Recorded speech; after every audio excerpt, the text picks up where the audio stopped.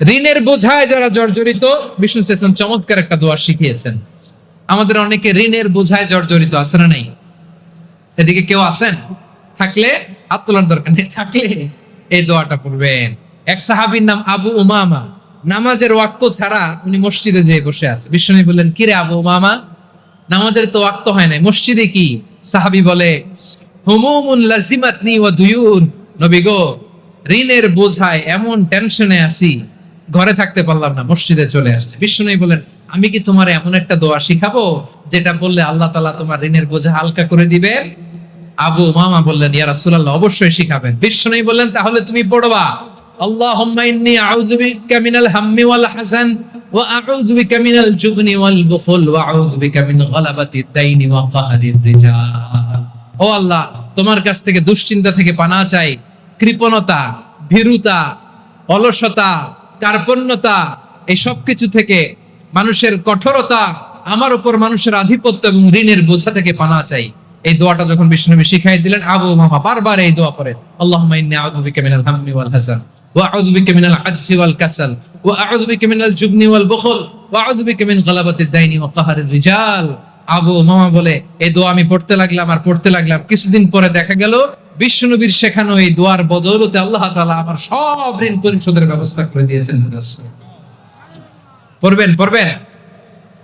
আমার প্রিয় পটুয়াখালীর ভাইয়েরা, বিশ্বনবীর জামাতা সাইয়েদনা আলী রাদিয়াল্লাহু তাআলা আনহুর কাছে এক লোক এসে বলে, হে আলী, ঋণের বোঝায় আমি জর্জরিত, আমার কিছু অর্থ দিয়ে সাহায্য করো। সাইয়েদনা আলী রাদিয়াল্লাহু তাআলা আনহু বললেন, আমি কি তোমার এমন একটা দোয়া শিখাবো যেটা বিশ্বনবী আমাদের শিখিয়েছেন? এই দোয়া যদি তুমি পড়ো, লাউ কানা আলাইকা মিসলু জাবালিন কাবীরিন দাইনান আদাল্লাহু আনকা, পাহাড় পরিমাণে যদি ঋণের বোঝা হয়, আল্লাহ এটা পরিশোধের ব্যবস্থা করে দিবেন। ছোট্ট একটা দোয়া বিশ্বনবী শিখালেন, বললেন, তুমি পড়বা, আল্লাহুম্মা কফিনি বিহালালিকা আন হারামিকা ওয়া আগনিনি বিফাদলিকা আম্মান সিওয়াক। মুখস্থ আছে? হ্যাঁ, আছে। আল্লাহুম্মা কফিনি বিহালালিকা আন হারামিক, আল্লাহ তোমার হালাল দিয়ে আমাকে পরিতুষ্ট করো, হারাম থেকে বাঁচিয়ে রাখো, আর তোমার অনুগ্রহে মানুষের মুখাপেক্ষী যেন আমি না হই, আমি যেন সবসময় তোমার মুখাপেক্ষী হই, ওই তৌফিক দিও। সুবহানাল্লাহ পড়েন। এই দোয়া বেশি বেশি পড়লে ঋণের বোঝা হালকা করে দিবে কে? তাহলে প্রিয় ভাইয়েরা, বিপদে পড়লেই প্রথমে কি পড়বেন? পটুয়াখালী ভুইলা গেছে। বিপদে পড়লেই প্রথমে ইন্না লিল্লাহ কি বলে নিজেকে আল্লাহর কাছে সঁপে দিতে হয়? হাসবুনাল্লাহ। চরম বিপদে দেয়ালে পিঠ থেকে গেছে, তখন লা ইলাহা ইল্লা আনতা সুবহানাকা ইন্নী কুনতু মিনাজ জালিমিন। এরপরে লা ইলাহা ইল্লাল্লাহুল আযীমুল হালিম, এই দোয়া। আকস্মিক বিপদ, হঠাৎ যেন কোনো বিপদ আমাকে পেয়ে না বসে, এটার জন্য বিসমিল্লাহিল্লাযী লা ইয়াদুররু মা ইসমিহি শাইউন ফিল আরদি ওয়ালা ফিস সামাই ওয়া হুয়াস সামিউল আলীম। সকালে 3 বার, রাতে 3 বার।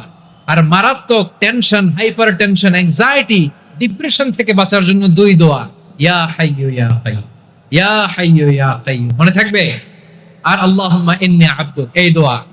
ঋণ থেকে বাঁচার জন্য 2 দোয়া, আল্লাহুম্মা ইন্নী আউযু বিকা মিনাল হাম্মি ওয়াল হাযান, এটা। আর আল্লাহুম্মা কফিনি বিহালালিকা আন হারামিকা ওয়া আগনিনি বিফাদলিকা আম্মান সিওয়াক। আর সব সময় পড়ার জন্য একটা আমল দিয়ে যাই, উঠতে বসতে, অফিসে যাচ্ছেন, অফিস থেকে ফিরতেছেন, বসে আছেন, শুয়ে আছেন, ছোট্ট এক শব্দে আমরা যেন বেশি বেশি পড়ি, আস্তাগফিরুল্লাহ। আওয়াজ করে আমার সাথে পড়ুন, আস্তাগফিরুল্লাহ। আবার পড়ুন, আস্তাগফিরুল্লাহ। আল্লাহ রাসূল সাল্লাল্লাহু আলাইহি ওয়াসাল্লাম বলেন, মান লাজিমাল ইস্তিগফার, যে সব সময় এরকম ইস্তিগফারের সাথে লেগে থাকে, জাআলাল্লাহু লাহু মিন কুল্লি যিকিন মাখরাজা, আল্লাহ তাআলা তাকে কোনো বিপদে আটকান না, সে জীবনে আটকাবে না, যে কোনো বিপদে আল্লাহ তার রাস্তা বের করে দিবে। Way out, you will get a way out, a solution. সুবহানাল্লাহ। ওয়া মিন কুল্লি হাম্মিন ফারাজা, দুশ্চিন্তা মুক্ত হবে। ওয়ায়ারযুকহু মিন হাইসু লা ইয়াহতাসিব, এমন জায়গা থেকে আল্লাহ রিজিকের বন্দোবস্ত করবে যেটা সে কল্পনাও করে নাই। আওয়াজ করে পড়েন সুবহানাল্লাহ। তাহলে মনে থাকবে আস্তাগফিরুল্লাহর কথা। সব শেষ কথা বলবো, সব শেষ আমার প্রিয় ভাইয়েরা, এটা গেল নিজের বিপদ। কিসের বিপদ? নিজে যদি বিপদে পড়েন। অন্যের বিপদ যদি দেখেন, এটার জন্য একটা দোয়া আছে। অনেক সময় আমরা দেখি হাসপাতালে ক্যান্সারের থার্ড স্টেজে চলে গেছে, লোকটা হ্যাংলা হয়ে চিকন হয়ে হায়রে কি কষ্ট পায় দেখি না। বিষ্ণু বলে একটা দোয়া যদি কেউ অন্যের কোনো বিপদ দেখে পড়ে, ওই বিপদ তার জীবনে কখনো আসবে না। শুনবেন? শোনার আগ্রহ আছে? অনেক সময় হয় যে আমরা মহাসড়ক দিয়ে যখন চড়ি, দুর্ঘটনায় আইরে আল্লাহ, দুর্ঘটনায় মানুষের মাথা একদিকে, দেহ আরেকদিকে, ব্লিডিং, এরকম হয় না? আল্লাহ তুমি হেফাজত করো। বিশ্বনবী বলেন এই দুর্ঘটনা দেখে কেউ যদি এই দোয়াটা পড়ে, তার জীবনে সে কোনোদিন এরকম অ্যাক্সিডেন্টের সম্মুখীন হবে না। শুনবেন? বিশ্বনবী বলেন অন্যের বিপদ দেখে কেউ যদি পড়ে, আলহামদুলিল্লাহিল্লাযী আফানি মিম্মা বাতালাকা বিহি ওয়া ফাদ্দালানি আলা কাসীরিন মিম্মান খালাকা তাফদীলা, মানে প্রশংসা সে আল্লাহর, যে আল্লাহ তাআলা তোমাকে যেই জিনিস দিয়ে পরীক্ষা করেছে আমাকে ওইটা থেকে বাঁচিয়ে দিয়েছে। তোমাকে আল্লাহ যেই বিপদে ফেলেছে আমাকে ওই বিপদ থেকে তিনি মুক্ত রেখেছে, আর তার অনেক সৃষ্টির উপর আমাকে তিনি প্রাধান্য দিয়েছে। সুবহানাল্লাহ পড়েন। যে কোনো বিপদ, কারো ক্যান্সার দেখে যদি এই দোয়াটা আপনি বিশ্বাসের সাথে পড়েন, জীবনে কোনোদিন ক্যান্সার রোগে আক্রান্ত হবেন না।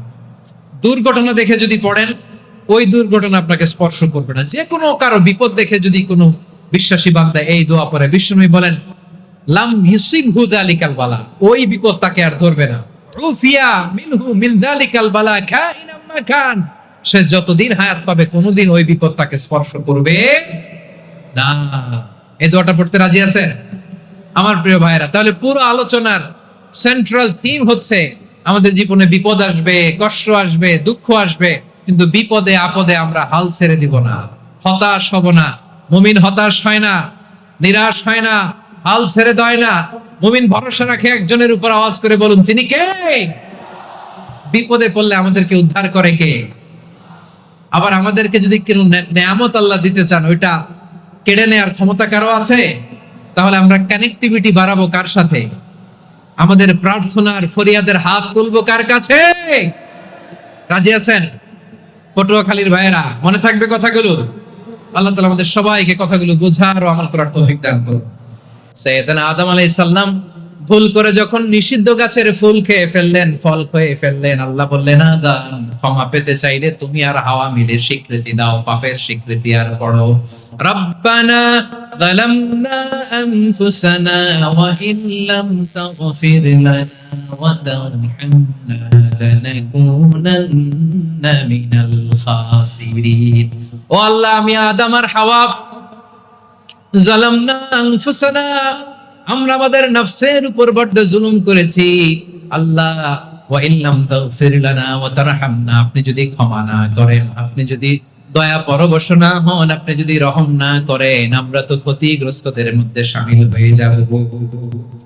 এই দোয়া করার সাথে সাথে সাইয়েদনা আদম আর হাওয়া আলাইহিস সালামকে ক্ষমা করে দিলেন কে?